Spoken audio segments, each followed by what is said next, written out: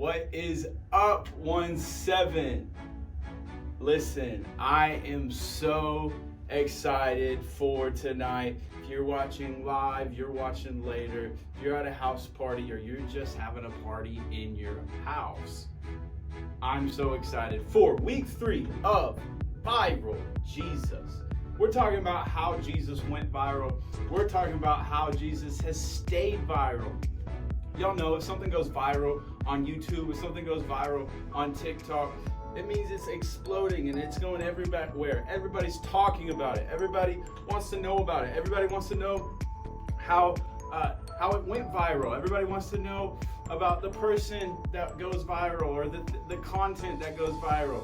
And today we are talking or continuing to talk about how Jesus went viral and how Jesus stayed viral. How is Jesus still relevant thousands of years after he has passed away? And one of the best ways to look at Jesus and really learn more about Jesus is to hear what Jesus had to say about himself. Hear what Jesus told us and told his believers and his disciples and his followers.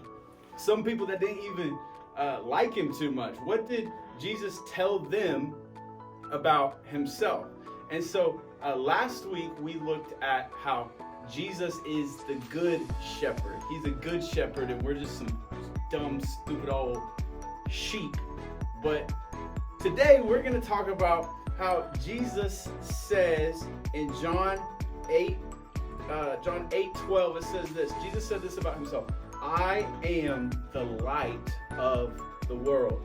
Whoever follows me will never walk in darkness, but will have the light of life. So how did Jesus go viral? He went viral for being a good shepherd. He went viral for being God with us, but he also went viral because he is the light of the world. Think about how crazy that is. Jesus is saying, I am the light of the world. Meaning the world is a dark place and the world is in need of illumination. That's a good word right there. Illumination. The world is dark and it needs light. And Jesus is saying, I am the light. Jesus is saying, I am what is going to bring light to a dark world. How did Jesus go viral and how has he stayed viral? Because he brought light to a dark world, but he also brought light into your world. I think it's amazing that he's still driving out darkness. I wonder if any of you remember when you were a kid and you remember maybe this is just me, but was anybody scared of the dark? Was anybody scared of the dark? Darkness as a kid is scary, and you're scared that the monsters are gonna come out under the bed. My little nephew Zion right now, he loves Monsters Inc. He's obsessed with Monsters Inc. It's the funniest thing. He does that I'm always watching you, Wazowski, the always watching. It's the cutest thing in the entire world. But he loves to scare, and it's so funny. But that whole movie, that whole concept is this concept of how at night and in darkness, things get kind of scary. And remember those stick-on, I don't know if y'all ever had those, but those stick-on stars, the nightlight, the glow stars, those were a cool way to kind of bring in some light without hurting your eyes. Or maybe you had your parents crack open a door with the light on, or keep a closet light on to bring just enough light that you could see your surroundings.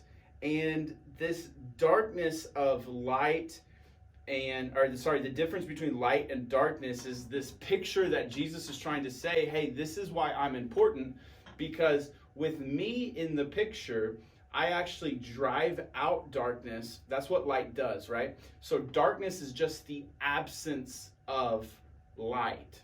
A little science. Maybe you already know this in science class. Darkness is just the absence of light. It's not the opposite of light. It's the absence of light. And so if we think about Jesus, this is a really cool thing that he's saying is he's not saying that I'm the opposite of the prince of darkness, the Bible says, the devil. He's not saying I'm the opposite because that would make them equal. He's just saying, no. That whenever, anywhere that the prince of darkness is, when I come in, that darkness has to leave. Oh my gosh, that is so cool. That anytime Jesus is invited into a dark situation, the darkness has to leave. And so in Acts 26, it says this, yes, I am sending you to the Gentiles to open their eyes so they may turn from darkness to light and from the power of Satan to God. So there's this clear picture that the Bible paints that darkness is kind of equitable or equal to, darkness kind of equal to the Satan, and light is equal to God. And so the cool thing about how light works is that when light comes into a room, that the darkness has no choice but to leave. And it's the same way in your life. This is how Jesus went viral back then. This is how Jesus is still viral right now, because in a dark world, when the light comes in, the darkness has to flee. It's like when you flip on that light in your room whenever it's really dark and it's really scary, the light drives out the darkness. It's the same thing in your life. It's the same thing at school. It's the same thing in your family. It's the same. Anytime there's a scary situation that's really dark and you don't know, you can't see your surroundings, if you invite the light into that situation, the darkness has to leave. It has to be driven out by that light. And so I love this, that he's saying, and back to in the verse of John, it says, whoever follows me will never walk in darkness, but will have the light of life. So if you are a follower of Jesus, you have the ability to never walk in darkness. You have the ability to never walk into the great unknown. Like Jesus, the light of the world, can drive out that darkness. I love it because light does a few things.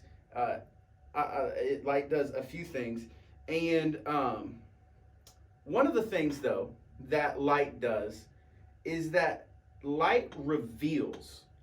Light reveals your surroundings.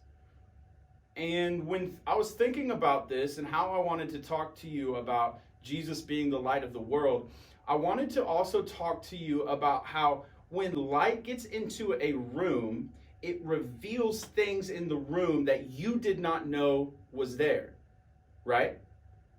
Why is the reason that when you're a kid, you want the light on? You want the light on so you can see what's around you. You can see your surroundings. And it's kind of the same with Jesus, that whenever you invite the light so that you can see more of your surroundings, what happens is it actually reveals a reality that you could not see without the light there. You're like, Pastor Cody, what are you talking about? So in a spiritual sense, the light actually reveals hope. Okay?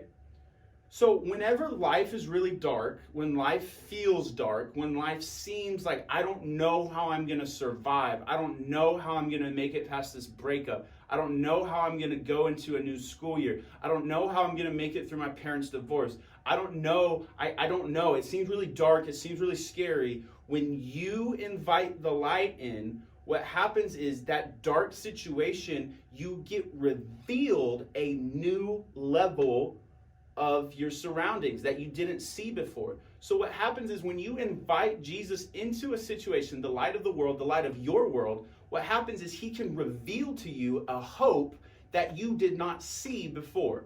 So all you saw was darkness, but there is hope there. There is joy there. There is peace there. And what can happen is when you invite the light of the world into that situation, you actually get revealed your surroundings to a greater scene of, oh, there is hope. Oh, there is peace and joy in all of these different types of things. See, light will reveal our hope.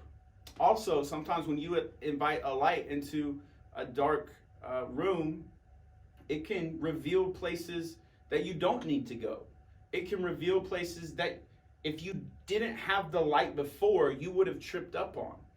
This is stuff that we talk about at 1-7 a lot, of stuff that isn't beneficial for our lives. Stuff like gossiping and stuff like lusting and stuff like porn and stuff like that. You know, all those like big hot button stuff that we talk about in Christianity. A lot of the times, God, when we invite the light into our life, he will reveal that of, hey, don't do that. Hey, control your emotions. Hey, listen to your micro leader. Hey, listen to your parents.